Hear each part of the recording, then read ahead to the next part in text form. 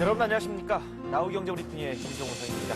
우리 증시가 후반부 강세를 오늘도 이어나가고 있습니다. 오늘까지 4일 연속 강세를 이어나가고 있는데요. 차익 실현 매물이 어느 정도 나오면서 장중 약세를 보이기도 했습니다. 코스피가 0.3%, 코스닥은 0.7% 오르면서 출발을 했지만 후반부 들어서 다시 약세를 거치다가 다시 또 강세로 전환되는 그런 모습을 보여주고 있습니다. 아랍에미리트 아부다비 정부가 두바이에 100억 달러를 지원할 것이라는 방침이 전해지면서 건설주를 중심으로 후반부에 매수세가 뚜렷이 나타나고 있는 상황입니다. 먼저 동시효과 사항부터 살펴보고요. 자세한 이야기 나눠보도록 하겠습니다. 네, 먼저 코스피 시장입니다. 삼성전자가 0.6% 하락하면서 오늘장 정돌이 되고 있습니다. 포스코가 1% 오르면서 60만 원 고지를 향해서 열심히 올라가고 있는 상황입니다. 신한지주가 1.8% 급등하고 있고요. 한국전력은 보합권, 현대차와 KB금융은 나란히 0.4에서 0.8%의 낙폭을 보여주고 있습니다. LG전자가 2.5% 급락하고 있고요.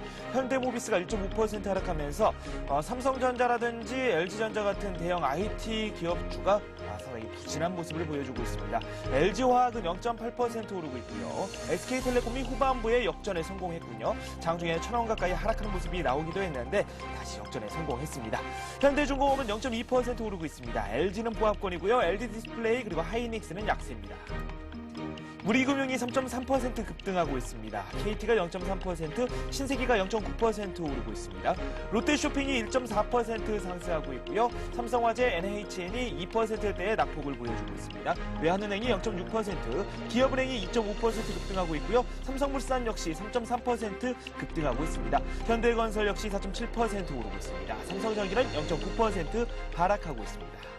기아차가 2.1% 오르고 있고요. 현대제철이 0.3%, 삼성 SDI가 1%, GS건설이 3.5% 오르면서 앞에서 살펴봤듯 건설주들이 좋은 흐름을 보여주고 있습니다. 삼성중공업은 0.1% 오르고 있고요. 아모레퍼시픽이 1.1% 오르고 있습니다. 삼성엔지니어링 역시 중동과 크게 관련된 종목이라고 말씀드릴 수 있겠습니다. 2.2% 급등하고 있습니다.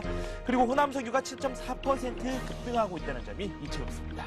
이어서 코스닥 시장도 한번 살펴보도록 하겠습니다. 메가스터디가 2%대의 상승세를 보여주고 있습니다. 반면에 네오이스게임즈가 2.7%나 급락하고 있는데요. 태광은 2.3% 오르고 있습니다. 코미팜 3.8%, 다음과 성광밴드는 나란히 0.5에서 0.6%대의 상승세를 보여주고 있습니다. 1위 서울반도체는 0.6% 현재 하락하고 있습니다. GS홈쇼핑이 0.3% 내리고 있고요. 네오세미테크는 가격 제한폭까지 올라와 있는 상태입니다. 주성엔지니어링이 2%대의 상승세를 보여주면서 반도체 장비 관련주들 오늘 역시 좋은 흐름을 보여주고 있습니다. 하나투어가 1.2% 오르면서 여행주들 최근 들어서 꾸준한 상승세를 보여주고 있죠. 평산이 2.9% 급락하고 있고요. 유니슨이 1.1%, 인터파크가 1.4% 내리고 있습니다. SDG텍이 4.1% 오르고 있고요. 차바이오엔 2.8%, 휴맥스가 2.6% 오르고 있습니다. 오늘 IPTV와 관련된 셋탑박스 관련주들이 강세를 보여주고 있습니다. 이렇게 해서 동시효과 상황 어떤지 한번 살펴봤습니다. 네, 오늘 코스피에 비해서 코스닥 시장의 시장 상황 더 훨씬 좋습니다. 잠시 후에 돌아오도록 하겠습니다.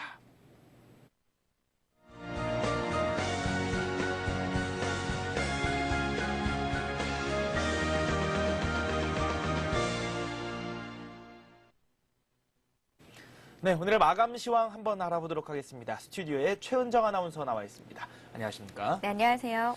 네, 우리 시장 상승 랠리를 꾸준히 유지하고 있거든요. 네. 지금 코스피 같은 경우 장중 내내 좀 불안한 모습을 노출하기도 했는데 후반부 들어서 다시 상승하고 있죠? 네, 코스피 지수가 장중 상승 반전하면서 1660선을 회복했습니다. 3거래일 연속 오른 건데요. 두바이 월드에 대한 아부다비 정부의 일부 채무 상한 소식이 전해지면서 지수를 지지한 것으로 풀이됩니다. 지난 주말 미국 다우 지수가 상승으로 마감했다는 소식에 오늘 코스피 지수도 강보합으로 장을 출발했습니다. 1662선에서 장을 시작했습니다. 했는데요. 하지만 최근 3거래일 연속 상승한 데 따른 피로감이 누적되면서 차익 실현 매물이 나왔고요. 장중에는 1645원 선까지 밀리기도 했습니다. 아부다비가 두바이에 100억 달러를 지원할 것이라는 방침이 전해지면서 프로그램 매수세가 증가한 데 따라 오후 들어서 상승 반전에 성공했는데요. 코스피 지수는 오늘 1660선을 회복했습니다. 지난주 말 거래일보다 7포인트 상승한 1664선에서 장을 마칠 것으로 예상됩니다. 코스닥 지수는 오늘 3포인트 상승한 498로 출발한 이후에 500포인트를 넘어섰는데요. 1% 상승한 501선에서 장을 마칠 것으로 예상됩니다.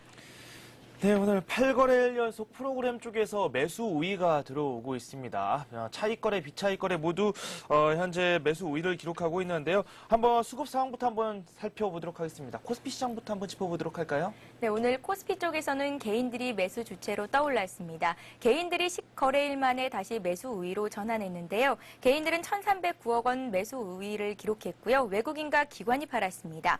외국인들은 3거래일 만에 매도 우위를 기록하면서 909억 원 차익 실현 매물을 내놨고요. 오후 들어서 기관의 순매도 규모는 눈에 띄게 둔화됐습니다. 기관은 오늘 28억 원 순매도했습니다.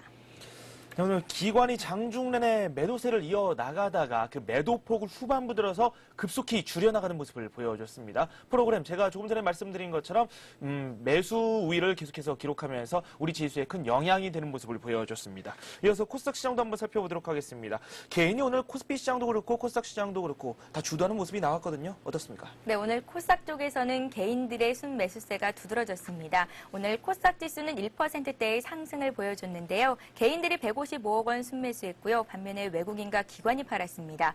외국인들이 14억 원, 기관이 63억 원 순매도했습니다. 네, 이번에는 업종 흐름을 한번 살펴보도록 하겠습니다. 장중에는 증권 업종이 상대적으로 강세를 이어나가다가 후반부에 저희가 조금 전에도 전해드렸었죠.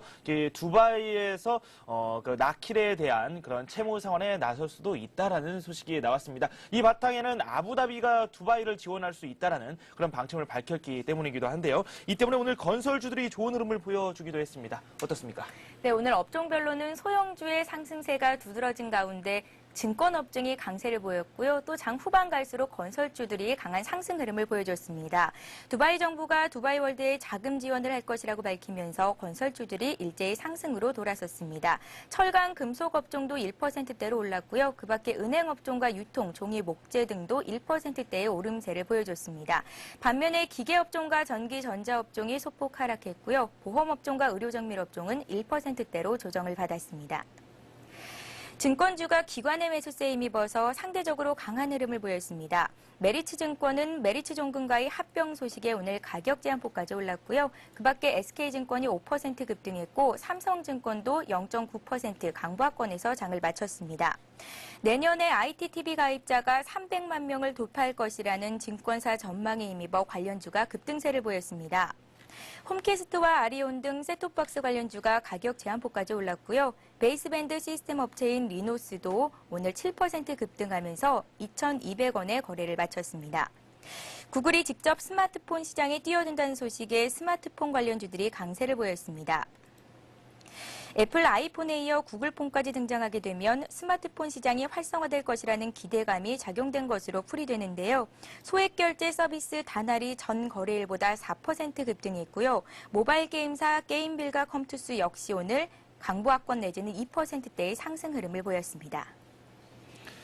네, 화면상으로 몇몇 종목이 가격 제한폭까지 오르는 모습을 보여줬습니다. 나머지 종목들 또 어떤 종목들이 있는지도 한번 살펴보도록 하겠습니다. 소개해 주시죠. 네, 오늘 가격 제한폭까지 오른 종목들 보겠습니다.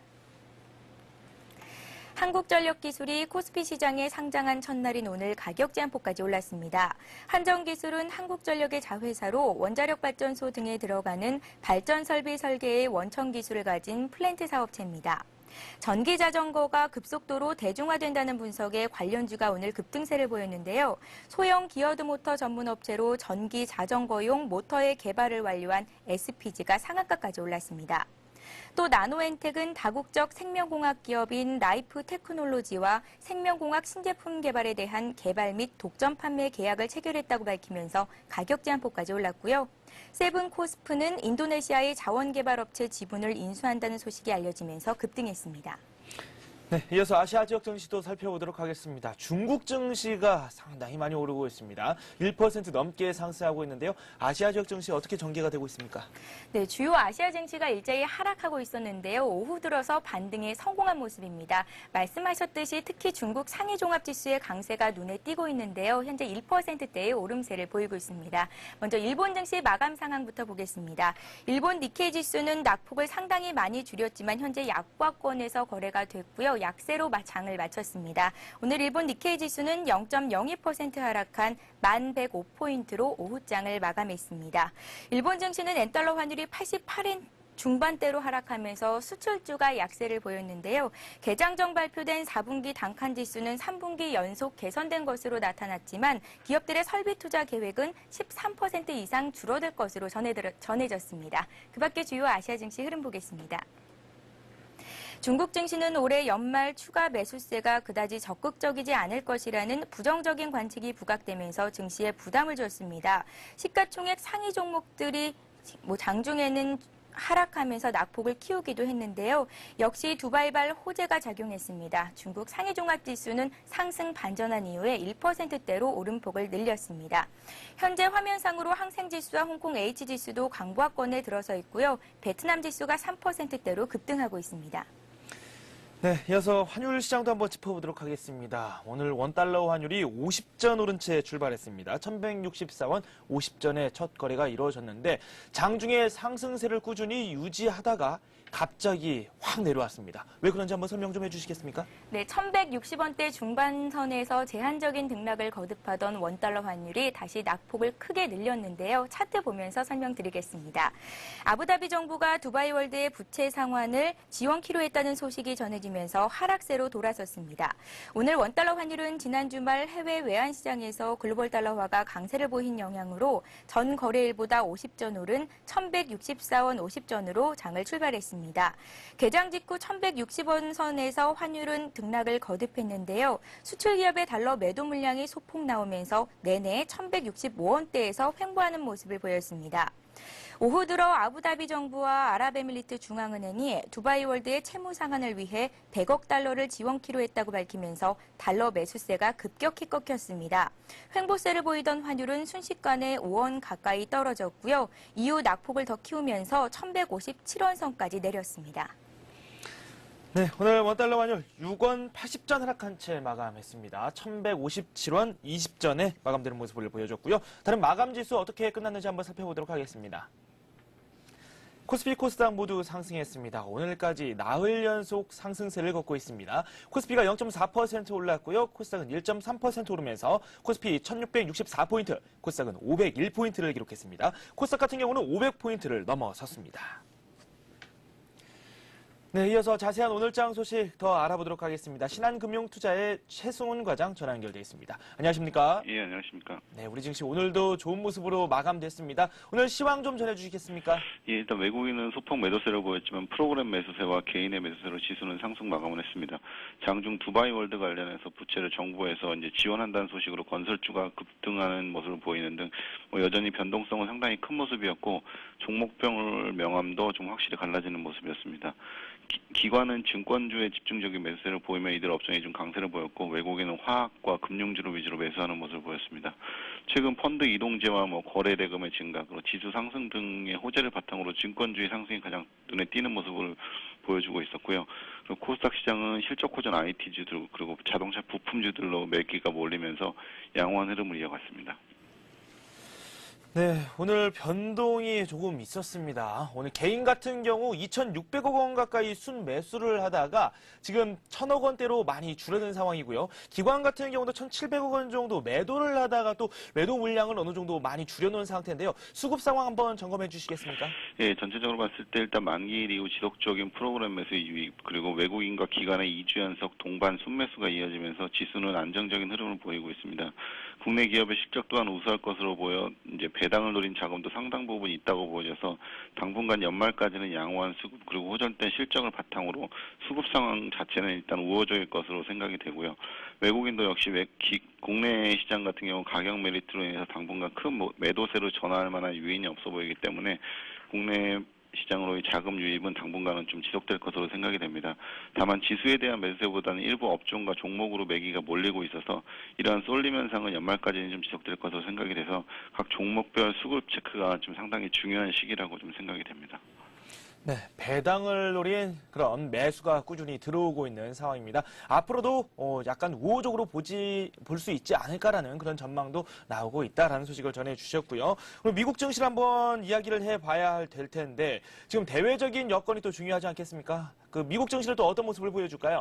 예, 일단 전일 미국 시장은 11월 소매 판매額으로 12월 소비자 신뢰지수가 예상치를 상회를 하면서 소비가 개선되는 것으로 확인이 되면서 이 사흘째 강세를 이어갔습니다. 소비 회복에 따른 조기 금리 인상 가능성으로 달러화가 강세를 보였지만 긍정적인 소비 지표에 투자자들은 더 큰 비중을 두는 모습이었고요. 금주는 또 FOMC에서 금리 결정이 있는데 금리의 변화는 없겠지만 성명 문구가 어떻게 나올지에 대해서 관심이 집중된 상황이라 그 이전까지는 미국 시장은 좁은 박스권 내에서 등락이 예상되고 FOMC 이후에나 이제 방향성은 결정될 것으로 생각이 됩니다. 뭐 내일 같은 경우는 특별한 경제 지표의 발표는 없지만 금일 국내 시장에서도 그랬듯이 장중에 두바이 관련 채권에 관련 그 우호적인 소식이 나왔기 때문에 미국 시장도 내일은 긍정적인 흐름이 나올 것으로 예상이 됩니다. 네, 오늘 우리 시장 이야기를 조금 더 하도록 하겠습니다. 내일 시장이 또 어떻게 될지도 상당한 궁금증을 낳고 있습니다. 오늘 장중에 차익 실현 매물이 꽤 많이 나오기도 했는데요. 내일도 이런 위험 속에 어느 정도 놓여있는 상태라고 볼 수 있지 않겠습니까? 예, 금일 역시 지수는 변동성을 좀 키우는 모습이었고 각 종목별 등락 움직임이 활발하게 이어지면서 전형적인 종목 장세가 이어지고 또 개인 투자 주체별로도 이제 매수와 매도를 반복을 하면서 차익 매물과 저가 매수세가 이제 팽팽한 대립을 이루고 있는데요. 그래서 지수는 큰 변동이 없이 종목별로 움직임이 꾸준히 이어지고 있는 상태입니다. 글로벌 증시 또한 여건이 지속적으로 긍정적인데다가 국내 증시는 밸류에이션 매력과 이제 기업 실적 호조세가 이어질 것으로 생각이 돼서 당분간은 큰 지수의 변동은 없겠지만 긍정적 지수 흐름 속에서 이제 종목별 장세가 꾸준히 이어질 것으로 생각이 됩니다. 기관과 외국인의 흐름도 나쁘지 않은 상황이라 기관 외국인 선호주와 실적 호전 업종에서 빠른 순환매 쪽으로 대비를 하는 게 좋아 보이고요. 기관과 외국인의 수급과 실적 전망이 유효한 업종으로는 이제 IT나 화학, 금융주 쪽에 관심을 가질 필요가 있어 보이고 코스닥 시장에서도 실적 호전 IT 부품주 위주로는 지수와 상관없이 꾸준히 매기가 몰릴 것으로 예상이 됩니다. 네, 실적 호전주를 중심으로 한번 접근해 볼 것이 좋겠다라는 말씀을 해주셨습니다. 또 말씀 고맙습니다. 네, 감사합니다. 네, 지금까지 신한금융투자의 최승훈 과장과 함께했습니다.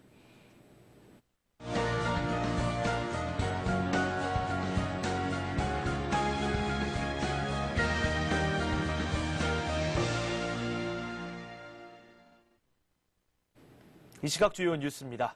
정부가 여건에 따라 근무 시간이나 형태를 조절할 수 있는 유연 근무제를 도입하기 위해 발벗고 나섰습니다. 여성부는 내년 초 시간제 근무 공무원 제도를 시범 도입하고 민간 기업의 유연 근무제 도입을 촉진하기 위한 태스크포스를 구성하기로 했습니다. 아울러 노동부는 국내 150여 개의 대학에 취업 지원관을 배치하고 구직자와 중소기업을 체계적으로 연결해 일자리를 중개하는 정부 데이터베이스를 구축할 방침입니다. 정부는 또 내년부터 대통령이 월 1회 이상 주재하는 국가고용전략회의를 신설해 산업과 노동, 교육 등 범정부 차원의 일자리 창출 노력도 펼치기로 했습니다. 종합서비스 상사 형태의 해외 환자 유치 선도기업이 육성되고 해외 환자에게 원격 의료 서비스를 제공하는 글로벌 유헬스 의료센터가 구축됩니다.